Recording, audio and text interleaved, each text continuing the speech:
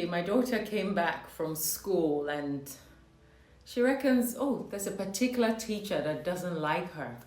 And so to make light the situation, I sort of teased her by saying, no, that's not possible. What's not to like? Look at you. You're a great being. You're a high spiritual being. There's no way anyone in this world will not like you. You're simply amazing. She said, yeah, I know. I've tried to please her, to do things that will make her happy and satisfied with me. But it's not working. So I said, no, stop it. Stop doing that. That's not the solution. You see that teacher? She's going about her business in the world, just like the world goes about its business every single day. It doesn't bother you. It didn't come for you. You see, the real you cannot be bothered by the world or anyone in it for that matter. You came to enjoy the world, to experience it. So why will you be bothered? But guess what? The world doesn't bother you. It is your mind that is bothering you about the world. It is not the people in it. It's not even the silly things that they do. It's your mind that chooses the one that it would bother you with. It's the one that told you that that teacher doesn't like you. Because the world comes in through your senses and you experience it. And then the mind decides what it thinks about what has come in for your experiencing. And it doesn't shut up sometimes. It goes on and on. I like her hair. I don't like her face. I don't think she likes me. And then it goes on and on inside you until it convinces you about it. And then you get sucked in and you believe it. Then you feed into this your neurotic mind that changes every second. And you start thinking, oh, what can I do to make her like me? Or sometimes we're just so stuck that we're constantly moaning about it without even doing anything. She doesn't like me. Guess what she did this today? She made me sit at the back of the class and it just gets worse. But if that teacher should walk up to you and say, hey, you look so beautiful today. I think you're my favorite student. I saw your homework the other day. You did brilliantly. Suddenly, that same crazy mind of yours will quickly switch and say, oh, she's not so bad after all. She actually is nice. She gave me lots of compliments. Your mind is not stable. It changes its opinion every second of the day as soon as something new impresses upon it. It is so vulnerable, it's so volatile, so confused. And it's that tool that you rely on every single day to run your life, but it's ruining your life. So a spiritual being who's prepared to think more deeply says, why is my mind telling me that she doesn't like me?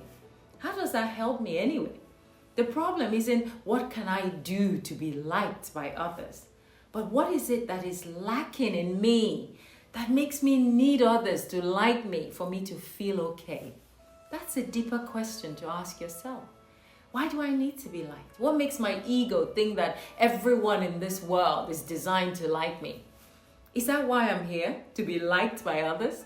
The world is doing its own thing, going about its own business. It's not personal. It's not out to get you. So what makes me think that it has to be my way, the way my mind said it should be? Do trees like me? How about the white lines on the road that's painted on the streets? Do I ever bother if those like me or not? How about that snail that's crawling on the floor? Does it like me? How come my mind doesn't bother me about those ones, those silly things? So the question becomes, can you handle your mind when it tells you that someone doesn't like you? Can you handle the fact that you are not your mind and it is merely your tool and you don't have to listen to it? Can you handle the fact that it will moan and complain just like a child, but you don't have to agree with whatever it says? Can you sometimes do the opposite of what your intellect says? Because I do that all the time and it works for me. I want you to try it because it works. Can you hold off and do nothing, even when it's prompting you to react to something that someone said? Can you train it? It's your tool after all. Train it to change that negative impression that it sees when someone does or says something to a more positive outlook. When you're in traffic, for instance, and your mind says, oh no, this silly traffic again, I'm going to be late. Notice how you immediately feel tension in your body. Can you diffuse it? Can you calm it down? Find a positive spin to it maybe. Say something like, this traffic is perfect. It's a good time for me to listen to that podcast that I've been meaning to listen to.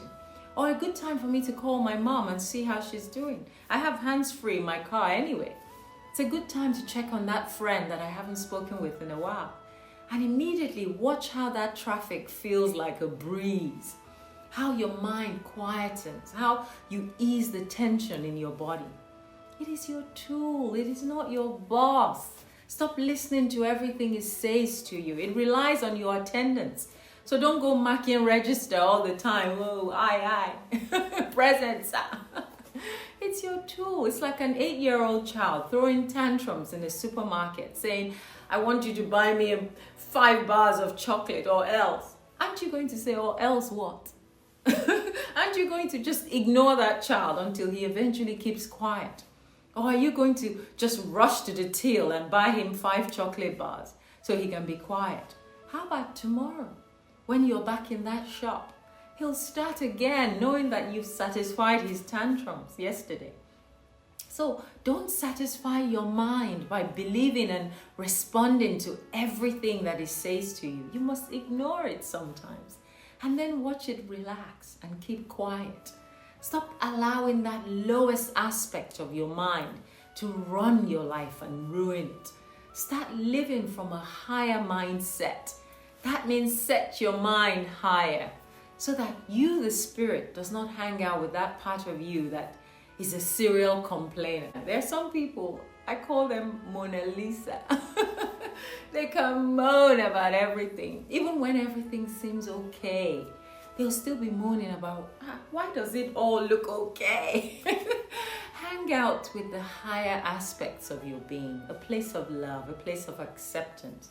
That means you let the world unfold as it should be. And since I'm the boss of my life, I shouldn't let my own mind ruin the experience for me by constantly chatting rubbish in my head. What would I rather have? A life where my mind dictates everything that needs to happen for me to be okay? Or why do I let my mind bother me so much by telling me what to do? I'll just ignore it. When you don't feed into this low aspect of your being, guess what? A higher aspect emerges. A quiet voice that was always sidelined will become more prominent. And this voice is a voice that can't go wrong.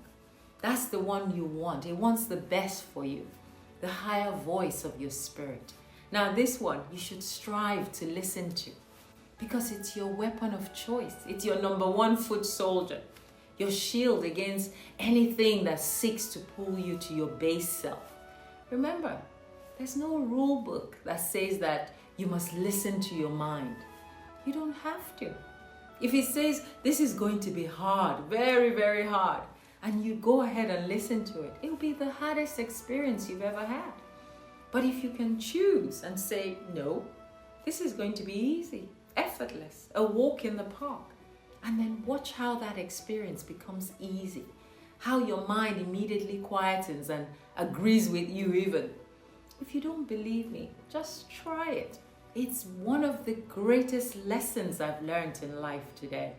Sometimes you have to be proactive and get ahead by not being in a haste to do whatever your mind dictates. Hold off, stay still, don't feed into it, don't react.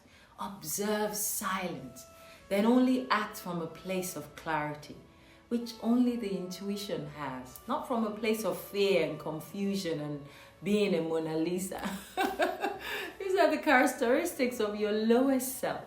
So if your mind begins to say, oh, you know what, that person doesn't like me, you can choose to ignore it and go about your daily business. It doesn't matter. Or you can spin it the way I normally do and say, are you kidding me? What's not to like? Look at me. Trust me, that always works. So until next time, be gentle with yourself and each other. Bye for now.